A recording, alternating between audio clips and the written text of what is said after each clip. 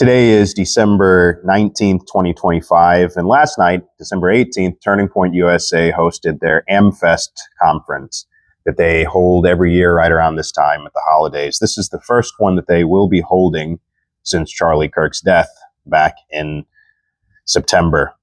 And I'll start out by saying I wasn't, the biggest fan of Charlie Kirk. I agreed with many of his ideas and positions, but I always felt him and Turning Point were too centrist for my taste. I felt that he was he was synthetic and he was heavily coached in this kind of thing throughout the years, but he was a great businessman. And like I said, I shared a lot of his ideas.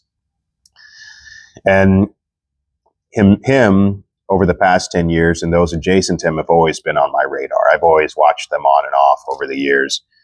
And so his death was heartbreaking and shocking to me and my family. So since his death, however, a battle has been raging on the right wing. Many people thought that when he was murdered, that there would be sort of a reckoning and the right wing would, come together. But a battle has been raging by many on the right wing, many commentators, certain politicians, and the pundits. And the battle is essentially over the shape of Turning Point and more largely the shape of the Republican Party in general. And I'll briefly sketch out some of the contours of what many are contending is a civil war that's happening in the right wing. And so, like I said, after Charlie's death, many believed that, we'd reached a point where, the political violence was at its peak and that those, at least in the right wing, would, come together, find common ground, truly embrace this idea of the big tent and this kind of thing. But because of the proliferation of the many conspiracy theories following Charlie Kirk's death, that proved impossible. In fact, many of the theories that were put out there as to who was behind Charlie Kirk's murder has been the source of deep divisions within the party since Charlie Kirk's death. And more importantly, we've been forced to reckon with who we are as the right wing. After his passing, I think that when we take a look at all of the different things, and there are several things that have created these schisms within the right wing. And when we look at them in their totality, we can say that in the end, right now, what we're looking at is a reckoning. And that reckoning, we're asking ourselves who we are. What's the identity of the right wing? Is the right wing indefinitely going to be schismatic? Is it always going to be this big tent where anybody can, where anyone and everyone is welcome? Or are we going to try to, look deeper and try to and forge something to anchor us in our ideas? And I think that it's a good thing that we're forced to reckon with these things, no matter how contentious things get within the right wing, within, the conservative side of politics. It's actually kind of a good thing to, look at these differences, debate them, and, try to reach whatever conclusion that we need to in order to move forward and be productive.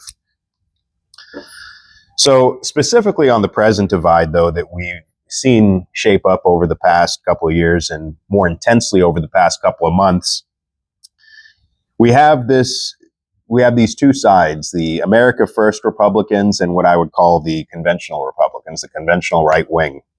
Simply put, in other words, the Israel First or America First side of things.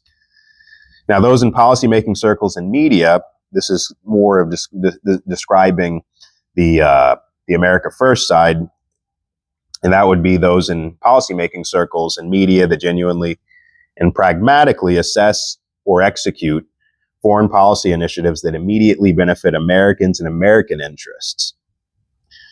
And then on the other hand, we would say called the conventional Republicans or the Israel First Republicans, the Zionist faction, this kind of thing.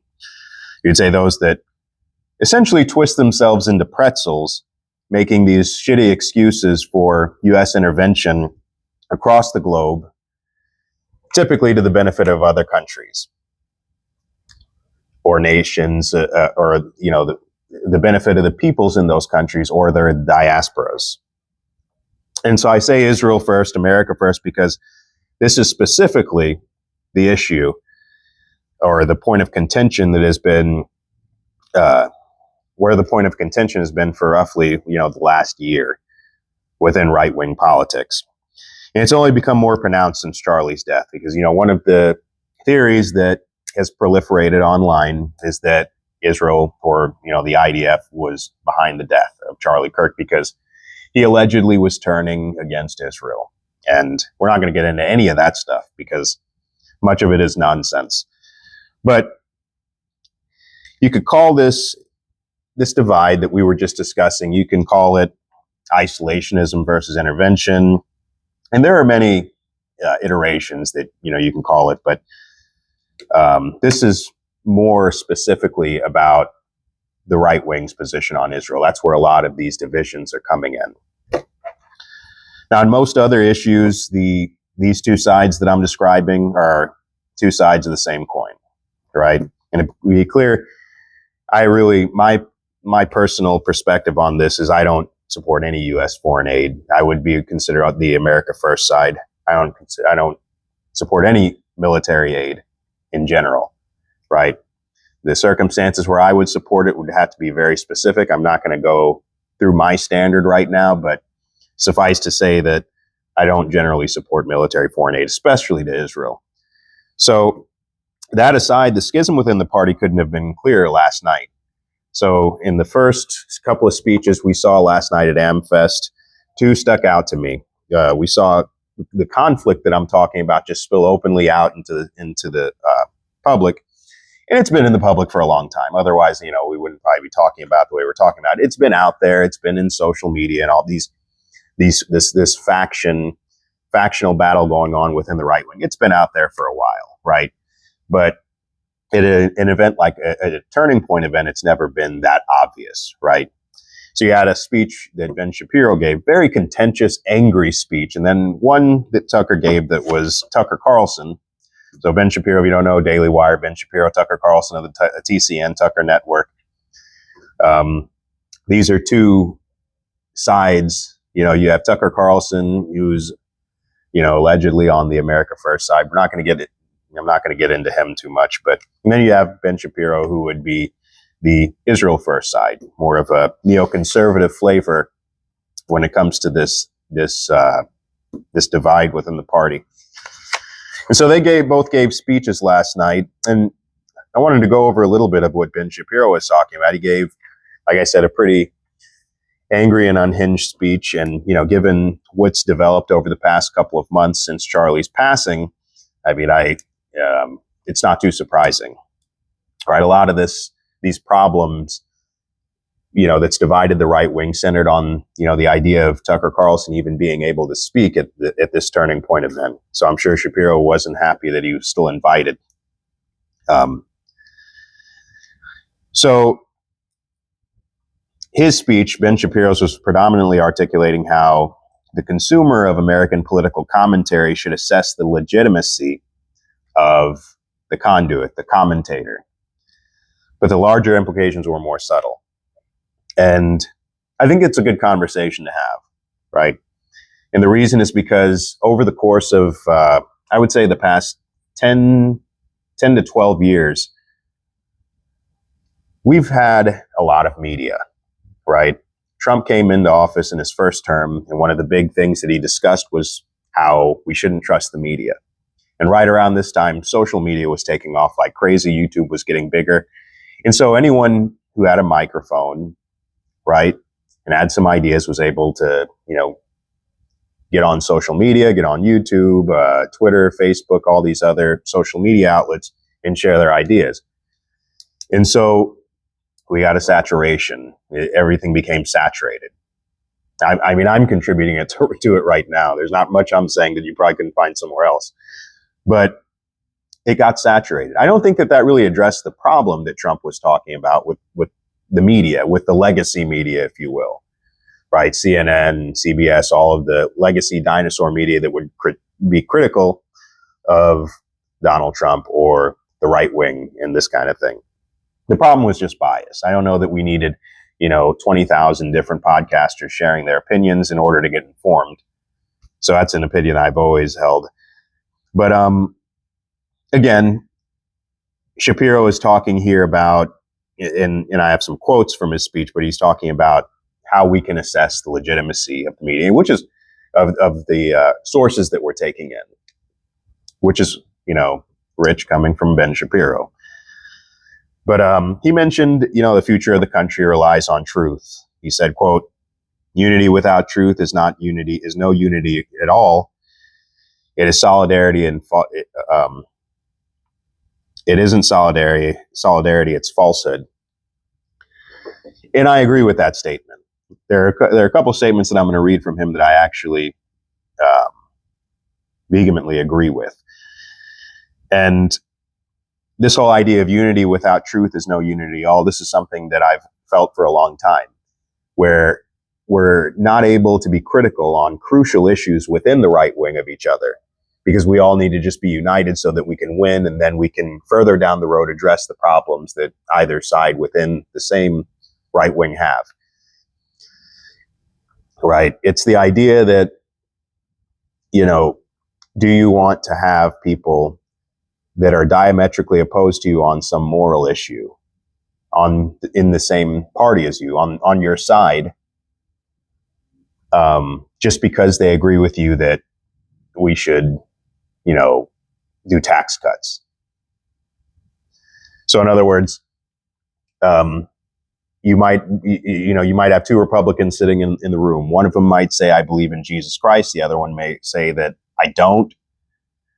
And in this day and age, I think that we're expected to just look the other way and say, well, at least we agree that we can cut taxes, or at least we have the same foreign policy beliefs, so it's okay. We're all part of the same coalition. And Ben Shapiro says unity without truth is not unity at all. And that's the way I look at something like that. It's like, we need fundamentally to agree on certain core issues. We need to be anchored in something common. If we're afraid of schism later on down the road and we want to avoid that, we need to be anchored in something common, right? How do you have solidarity? How do you host people as a right winger that hold certain core beliefs that are just antithetical to your own belief system? So if you're a Christian and you're hosting people, right, that are homosexual or something like that, how can you do that and remain consistently principled? And so I like that he's highlighting that. He also said, quote, "Many are asking legitimate questions about the conservative movement." A lot of people within the movement certainly are. I think those all surround kind of what I was mentioning earlier. Who are we, right? He goes on and says, here's the question: how do we discern those attempting to speak truth from frauds and grifters? And of course, he's going after his political enemies with that statement. He goes on to say, the informational environment is rife with both opportunity and chaos. Opportunities because the legacy media gatekeepers are no longer in charge of what we see and hear. Now, when I first got interested in politics, I was listening to Michael Savage, people like Rush Limbaugh, Alex Jones, and this was maybe 5 years before Trump got into office, right? So maybe about 2010 was when I became politically conscious. And there were gatekeepers back then. I've always said that if those same gatekeepers existed today, we probably wouldn't hear from half of the commentators and podcasters that we hear from today that deliver political opinions.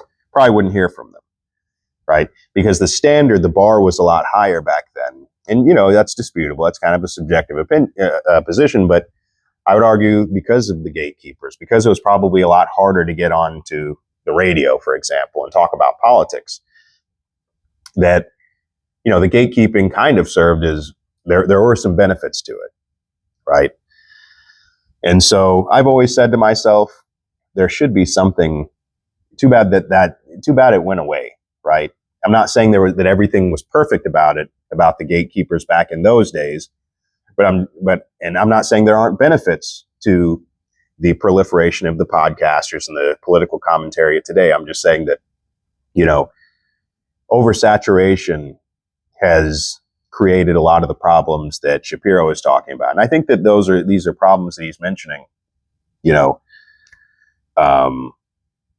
that no matter where you line up, if you don't like them or if you like them, I think no matter where you line up, I think we can agree that the proliferation of, podcasting and on social media and this kind of thing on TikTok and Twitter, it's been problematic when it comes to the information space and getting legitimate information.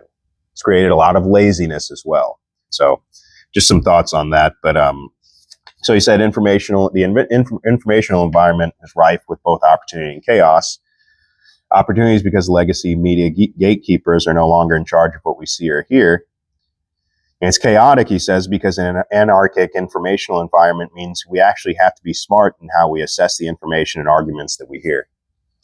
And so that goes back to what I just said, right? It's the idea that before you had gatekeepers, and that came with its positives and negatives, right? The information was a lot more distilled and controlled, and that control was the biggest problem, right? I mean, in those days when I first started getting into politics, someone like Alex Jones, there's no way that he would have been mainstreamed on anything. Right now he's getting like Joe Rogan, Tucker Carlson, and all of these things. After the opening up of social media, and again, this proliferation, of podcasting and political commentary that we've had over the past 10 years since Trump has gotten into office, it is a lot of work. Again, if you're not lazy, it is a lot of work to truly seek out and discern the truth for yourself without just kind of being told how to think about something or how to approach a certain issue.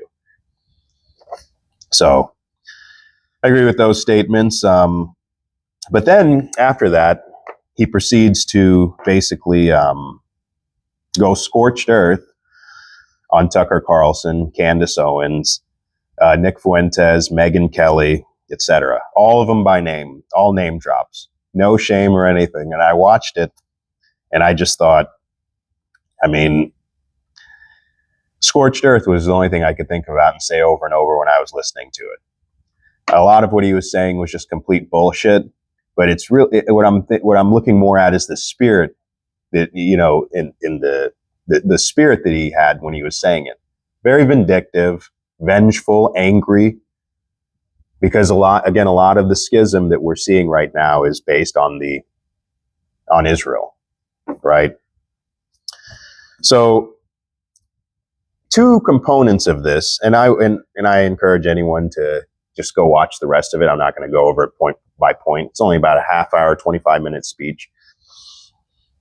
But I found what he was saying intriguing for two specific reasons, and we'll just go over those. And so this was obviously cowardly, right? And I say that it was a cowardly attempt to sow doubt in the overarching anti-Israel messaging that has emanated from the commentators that Ben Shapiro mentioned, and what many people, stupid people, call the woke right. It's just a non-existent term, right? I have always I would implore anyone to try to debate me on that term because it really is just non-existent. A lot of people use it, just think it's cute anyways, and it's not. But again, I call it cowardly because it's important to understand something that I think anyone who has watched Ben Shapiro could at least concede, and that's that he only debates college kids and, stupid leftists, right?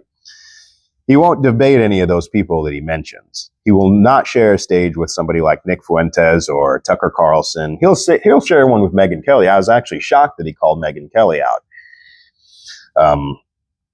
He didn't really say anything vitriolic to her or anything like that, but it was surprising. So none of these folks had an opportunity to defend themselves. And that's the biggest problem that I had. I'm like, okay, you're going to call them out like that, but you're not going to share a stage with them. That's so Ben Shapiro. That's so Daily Wire. That's how most of them are over there. So, in order to discredit the Israel skeptics on the right wing, he uses Candace Owens and her absurd conspiracies. Candace has been a grifter for a long time, right? I mean, she started out as a liberal maybe about 10 years ago. She jumped onto this Blexit thing where she spent like 3 or 4 years bitching and complaining about, how bad black people were and this kind of thing, and that she was going to pull them off the Democrat plantation and all this stuff. And then she went to Daily Wire and, she spent some time there. And about a year ago, I guess it was, she had a falling out with Ben Shapiro over the Israel question and her criticism of Israel, her sympathy for the Palestinians, etc. So Ben Shapiro fires her, and then after that, she continues to traffic in the Jewish stuff, the Israel stuff, and conspiracy theories and pop culture. So she's kind of like a jack of all trades. She's a shapeshifter. You know, she sticks her finger in the wind, and whichever way the wind is blowing, she's going to go. And one thing I can say is, you know, the result speaks for itself. You know, she may be, you know, like a low IQ grifter, but at the same time, she knows how to navigate this business, the world of podcasting and this kind of thing, and she knows what draws attention, and that's why she does so well. I mean, you know, lately it's been she's trafficked in the Charlie Kirk conspiracies, and we're talking about millions of views per video. So, you know, if you're into it, all the more power to you. But I'm not going to discuss the legitimacy of many of the things she says in this video. But so going back to Ben calls out Candace for her conspiracy theories. He calls out Tucker and Megan for just the association with some of these narratives that are taking place on, you know, the Israel critical right wing, associating with people or not disavowing them, right? Tucker for sitting down with Nick Fuentes, Megan for sitting down with Tucker and not disavowing Tucker and these things. JD Vance for not disavowing Tucker and for being friendly and close to Tucker. He calls them all out. These are some of the reasons why he's doing it and how he's trying to discredit the narrative of the Israel critical right wing. And of course, he uses the same hysterical, nonsensical, obsessive attacks that everyone uses against Nick Fuentes. Fuentes has been in the political world for about 10 years now. His beef started in Fuentes has had an ongoing beef with Ben Shapiro for a long time, and so Ben is afraid to sit down with him and have the conversation. I assume he doesn't know that he doesn't think he could defend Jewish people himself in Israel. So these were some of the ways that Ben used to discredit the Israel critical right. Now, the interesting component about this aspect of the speech was that he wasn't afraid. This is the key, like many on the right wing, to sling mud at his own. I've heard a lot of people over the past couple of months, you know, Matt Walsh, Crowder, a lot of these guys. I like a lot of them. I disagree a lot with much of what they say in, you know, the format of some of their shows, but many of them have this same line, like, don't attack your own, don't attack your own. We need to find common ground and attack the left. The left is the enemy, the left, the Muslims, all of the, you know, the usual suspects. And Ben Shapiro wasn't afraid to do it. Ben Shapiro, he said, well, you know, look, I'm principled and I'm going to call you out.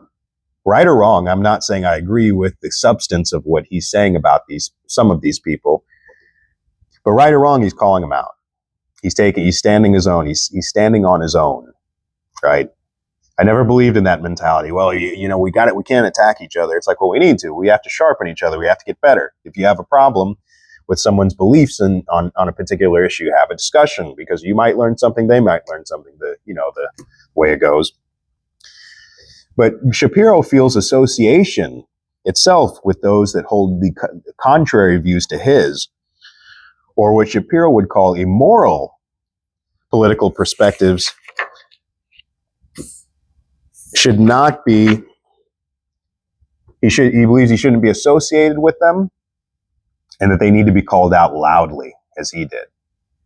Right? Complete, just antithetical to what most on the right wing would believe, especially in this day and age. It's like, come together, kumbaya, big tent, everybody. It doesn't matter what we agree, what we disagree with. Let's just go vote and win. Some people don't believe that, right? And Shapiro strongly doesn't believe it. We'll get into some of those reasons in a moment. So in other words, what we're saying is that Shapiro has certain basic, exclusive, that's the key word here, exclusive expectations for any that choose to associate on the right wing. And like I said, we'll get to that, return to that point later. Now, the second point that I wanted to make is that no matter how broadly Ben Shapiro articulated his positions on the ideological planks of right-wing politics, no matter how broad he was or general, we should understand that he has a clear, concise, and again, exclusive set of principles that guide his broader political perspectives. He's unwilling to back down from those principles, and he doesn't care who's excluded. I'm going to use that a lot. Exclusion, exclusive. This is important. He doesn't care who's excluded. He's not going to back down from the principles. He's going to stand on his own, or his country's own, or his people's own. When I say his country, I mean Israel and his people. He's going to stand in with them and their position and what best moves along their priorities, right? I sensed this with just the intensity, the tone of how he was speaking last night. I don't typically listen to him at all, but I also don't listen to him when he gives speeches. I mean, what are you going to say about him? He's mechanical, monotone, this kind of guy. He's not too charismatic, but he's what I would call a surgical speaker, right? And you can tell this. You contrast this, we'll get to Tucker Carlson in a minute. You contrast his speech with Tucker's, you'll understand what I mean when I say the precision, is there. It's lacking on Tucker's side. I sense how angry and fanatical he sounded when disparaging those on his right flank. Now, what is the set of principles that inform, his positions, his general political positions, right? The kitchen table issues that we talk about every day, or foreign policy, or anything like that. His Judaic faith, his Judaic nation, Israel, and his people, right? This is what informs his worldview. So why do I bring these 2 points up, right? And we're going to come back to that worldview perspective in just a moment, but I bring up these 2 points. Why? This brings me into Tucker's speech. Now, when, Tucker is just, I've known about Tucker for quite some time. Here's a guy that was, I guess, some kind of neocon back in the 2000s, with the bow tie. Journalist for a long time, experienced journalist, the bow tie and everything. And then, he worked at CNN. Then he took Bill O'Reilly's spot for a little while, or when Bill O'Reilly left Fox, he took Bill O'Reilly's spot. And I think that was probably around 2015 or 16. And when he started there, and I'm going to go down this history just for a moment because I want to make clear what a shapeshifter he is. Again, like Candace, he sticks his finger in the air and sees which way the wind is blowing. It would seem to me. I don't know him, so, I'm just observing. He went to go work at Fox. When he started at Fox, what he was doing was the sort of these troll debates. He'd have people on his show and he'd be debating them. It would get big viewership. He'd debate a lot of liberals. He debated like Max Boot, John Bolton, and these types, journalists, mayors. And he would always get them really upset and wound up, and he would troll them and this kind of thing. And at one point, he actually snapped back. It's hard to find that video now, but someone caused him to snap, and he cussed him out. He cussed the person out that he was interviewing. And I don't think you can find it anywhere online except for like an audio of it. And so they never aired it. So they pulled him off of doing that, and then he jumped into just doing regular commentary on Fox. I was surprised they didn't fire him for that, but he started to do regular commentary, and he was going in all kinds of different directions. I think the best you can describe him at that point of his life, the latter part of Trump's first term, was sort of conspiracy oriented, but he was, I would, just say, libertarian, anti-war libertarian type rhetoric is what he would traffic in. And so he didn't really like Trump at this time in his first term. He did defend him in 2020 with the election stuff. But apparently the administration gave him some wrong information about, the election fraud. And Tucker got really upset with that because he went on the air talking about this information that the administration gave him. And so that's when you heard a lot of these audios of, Tucker cursing Trump and calling him the devil and stuff like that. So it was a huge misunderstanding. But So that happened. Then Tucker ends up getting fired from Fox. And then he starts the TCN network. I don't remember off the top what his business partner's name was when he started that, but then he just, he lost the suit. He lost the tie maybe 10 years ago, and he did the thin necktie, and then he lost the necktie and the suit, and he went to, I guess his house in Maine, a cabin in Maine, and that's where he runs his network, and he does his podcast, and he's like a lumberjack now, like a Northeastern or Canadian lumberjack in the woods with his dogs and stuff like that. So it's like there's this shift with him, right? Not only in some of the ideas, but it seems like everything is a prop basically. Ever since I started following him, it seems like he has a lot of props, and so he's an elusive character, kind of a shapeshifter type. So I never can nail him down, especially whenever you listen to him talking, and that's what we're kind of going to get into here. You can never really nail him down on something, on a certain issue. Some issues, yeah, you certainly can, right? But he talks. At different days he talks in a different way. It doesn't mean he shifts ideas. It means he just has different ways of talking about things on different days of the week, which is interesting to me. Just some observations on him. But so I heard his speech, and it didn't have any of the elements that Shapiro's had. It was all over the place. It was vintage Tucker. He was kind of hemming and hawing, and there wasn't too much substance, talking about big tents and coalitions, and he talked about his faith loosely, which is a good thing. But it didn't really get too far, right? It didn't get anywhere. It was, I know it was off the cuff. Ben Shapiro looked like he had his notes written up and everything, but I guess Tucker's was off the cuff. So maybe, and also I don't think he expected that Shapiro was just going to come out and, attack him.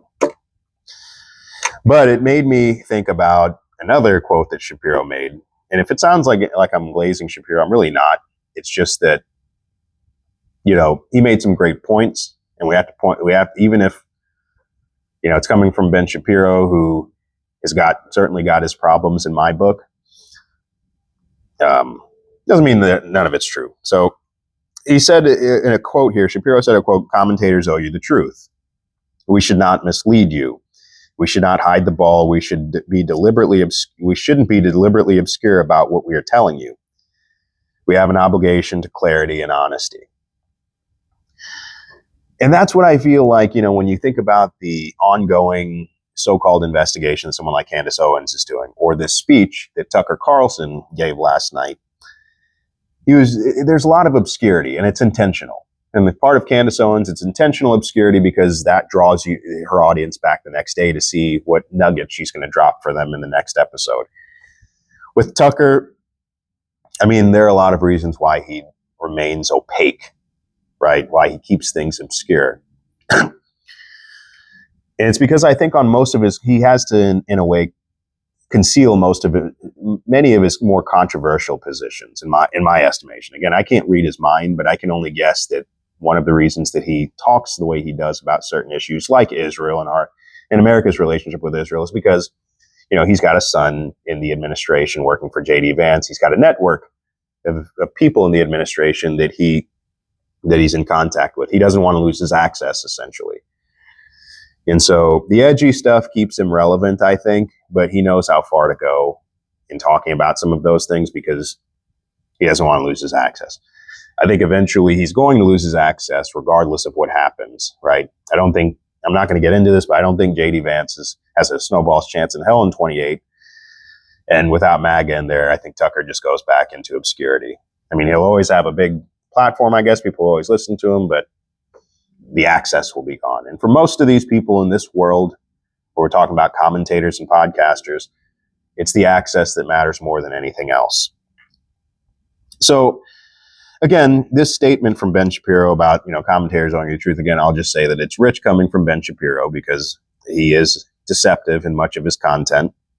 And I think many of you can understand why I say that, but it spoke exactly to how I felt about, Tucker for years, right? So because he literally spent about 25 minutes passively talking about his problem with America's involvement or relationship with Israel, without really mentioning Israel by name. Maybe he mentions Israel twice, 2 or 3 times. I think one of those was in the context of a question from the audience. So in other words, as usual on this particular topic, he remained obscure, passive and mealy-mouthed.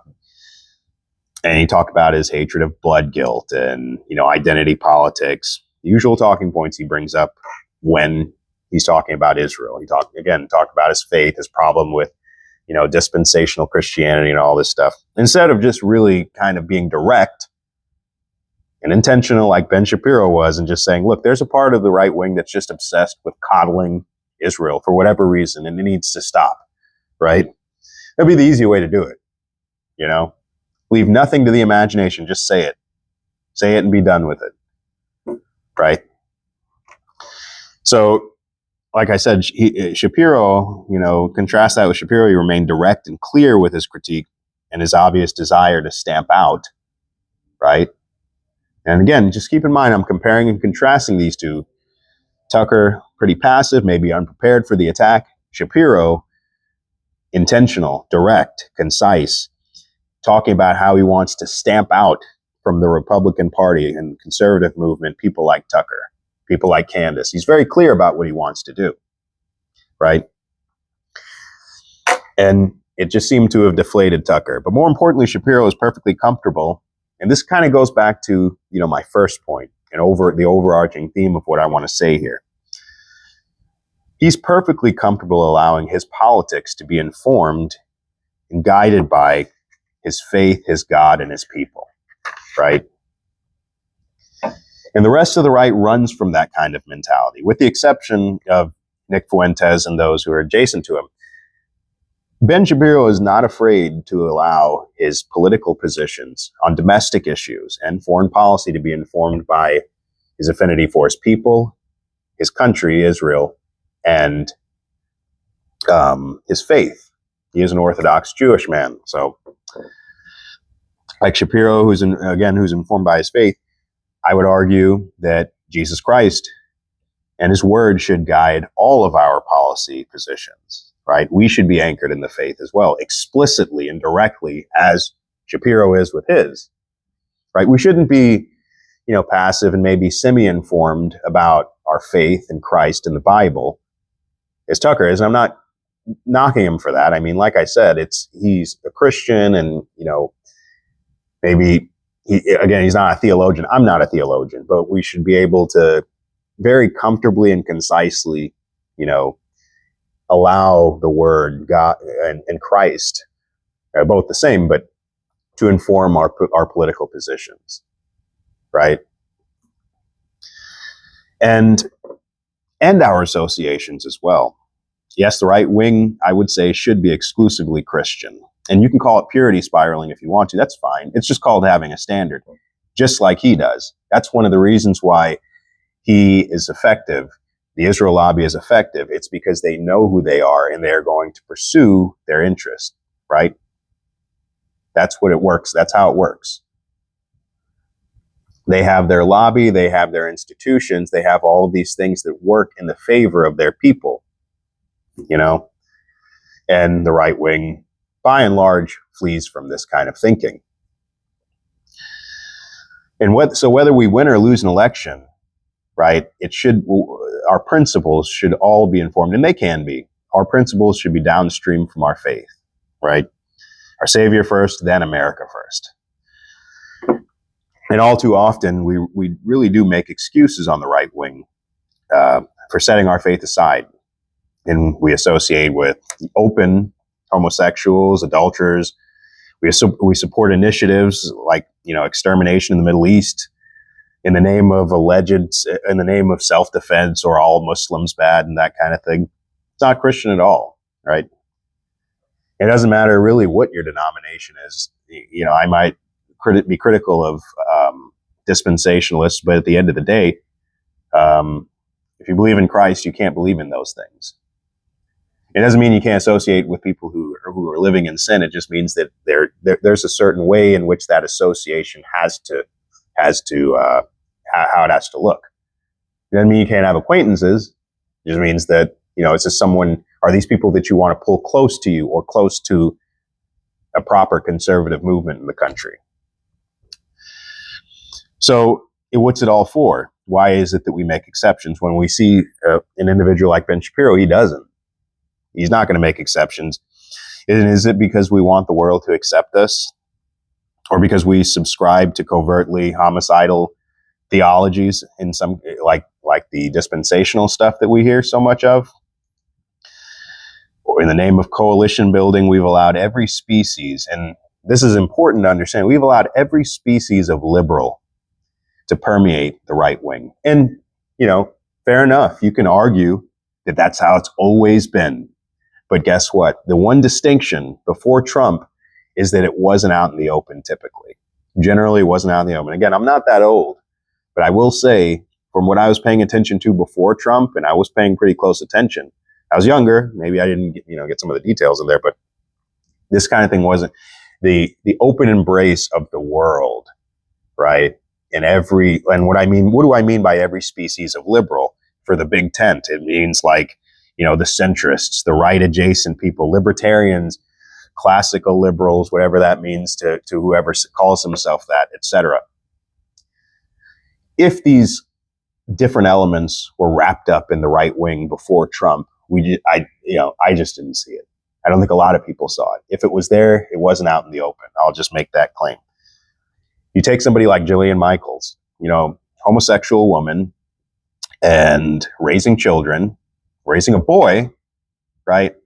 And lecture, the aerobics instructor. Now she's transformed into, a political pundit. And these are people that right-wingers are hosting on their show. These are the associations we're talking about here. Do you want to give someone like that a voice that's that antithetically opposed to your worldview if you're a Christian? I don't think so. You take Megyn Kelly, an independent, hated Trump when Trump made the joke about Rosie O'Donnell, when he said that Megyn Kelly was bleeding from her eyes, hated him. Now all of a sudden she's a cheerleader for him. And we already went over someone like Tucker and how he's shapeshifted over time. And so it's the idea that we are ashamed to say, no, we should be exclusively Christian. And people would roll their eyes and say, yeah, whatever, that's never going to work. Probably call me all kinds of names. It's fine. It's what we should be. I don't go around calling Ben Shapiro names. There's a lot of names I could call him. I don't go around calling him names because, at the end of the day, he may not be the type of person that's saying, well, the entire Republican Party needs to be Jewish or conservative. Maybe he wants that, but he is an exclusive. But his positions are exclusive and for the benefit of his people, right? And I would say that the reason that we need to be anchored in our faith and in Christ, our politics needs to be anchored in Christianity, is because it would benefit Christians and it would benefit a fallen world as well. And maybe the reason that Christians don't pursue this kind of thing is because we're saying, well, we're all guilty. So how can we go and, how can we have this puritanical standard for our politics and the people who we elect, right? And I'd say, well, Christ has washed away your sins. And that doesn't mean that there's a reason that we're instructed to evangelize in the world, why we're instructed to sharpen each other, right? We're not supposed to hide and not call something out just because we're sinners. We still call things out, right? Whether they're within the body of Christ or not, we call it out, or we don't associate closely with it. So in that sense, we shouldn't have any shame for holding our elected officials to a Christian standard, right? What does that mean? What does that even mean? I mean, most of the time I'm told, well, you need to vote for the right winger because even if we get 20%, 10%, that's more than we're going to get from the left wing, right? It's like, well, no, how about this? I just want them, let's do 90% Christian and we'll go from there. Let's see a good track record. Let's hope they're not, 3 or 4 time divorcees, adulterers, all this other stuff. Let's hope that they're putting our country and our people first, not any foreign entities. Let's start there, right? But if we're not starting there, then you don't get the vote. You know what I mean? That's how it ought to be. We don't deal in oughts, but I'll just say that. And I'll say it again. The point I'm making overall in this video is that, our positions, our political positions, need to be informed by our faith in Christ. That will rectify many of the things that the conservative movement presently talks about. Marriage, birth rates, how we approach foreign policy, all of these things can be informed by that. How we approach each other as a party, how we approach the interlopers, the subversive types like Jillian Michaels that are trying to cozy up to the right wing and calling themselves centrists or right adjacent, right? We'll know how to deal with those people properly and humbly if we at least start by not ignoring it, right? And we have to consider this in the overall scheme of this alleged civil war that's been going on in the right wing. This is the last thing I'll say. In 24, the left wing, the Democrat Party was crushed. And one of the reasons it was crushed is because the right wing forced them to acknowledge their problem, their trans problem on their left flank.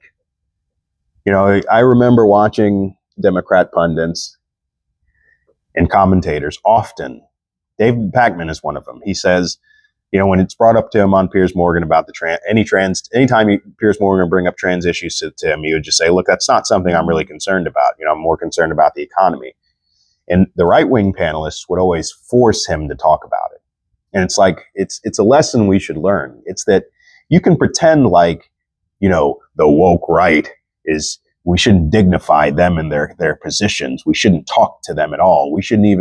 You can't put them on the stage with you and debate them or let their ideas come out. And you have all these people that say this kind of thing. That's not going to make the problem go away. It's not going to make it any easier to deal with. In fact, it opens up a place that the Democrats can exploit later on and leverage against the right wing. They will make the right wing own the so-called woke right, or what's more properly called the Israel critical right, and they won't know the right wing will not know how to deal with it, and it will cause them to sink. And that goes for any other faction of the Republican Party. These mainstream people that you hear, these people that are paid by the GOP establishment in Washington and, various Israeli-tied organizations, they don't want to contend with the factions, right?